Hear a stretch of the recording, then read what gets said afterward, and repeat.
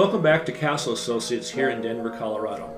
Well, now that we've covered the exterior of the property, today I want to give you 5 important tips on what to look for on the interior of the property.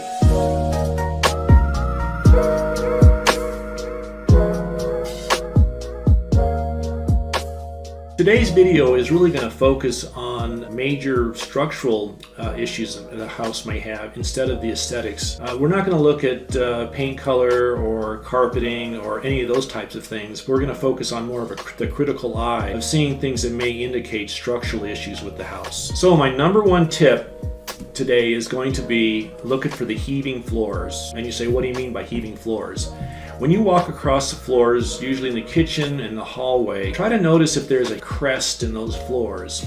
What that typically tells you is if you have that pressure from the center beam coming up, you'll see that there'll be a crest on that center beam. And just pay a special interest in that type of a floor because it could indicate structural problems in the foundation. So my number 2 issue to look for is cracks in the drywall. When you're walking through the house, take special note of the drywall and see if there's any minor cracks, and those will usually be in the kitchen area or in the hallway. Those minor cracks might indicate the property has some movement. So my number 3 tip is to look at doorways. When you're going through a prospective house, open and close those doors and just kind of test each one to see if they click and they lock. If they're just floating free and they don't click, that might indicate that door frame is not square and that door kind of floats. Even look at that door and see if it kind of gradually closes itself. So also note if you open and close that door and it's sticking up in the corners. That happens a lot of times when you have structural problems from the foundation up. So tip number 4 is expansion joints.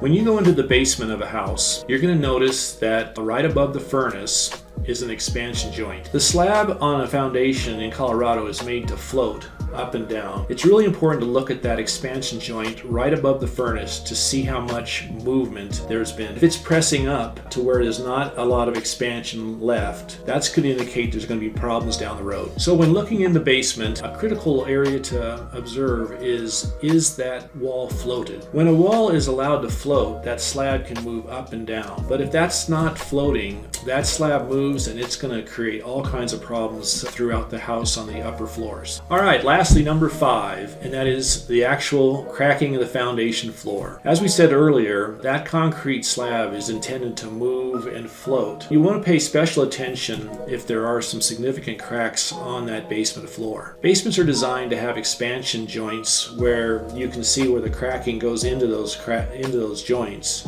But if it's outside of those expansion joints, that could indicate that slab is really moving and can create problems if you ever finish that basement. So in conclusion, this video is intended to help you look beyond just the cosmetics of a house. This video is to help you find a home that'll serve you well for you and your family for years to come. For more information on the home buying process, just remember to like and subscribe to keep updated.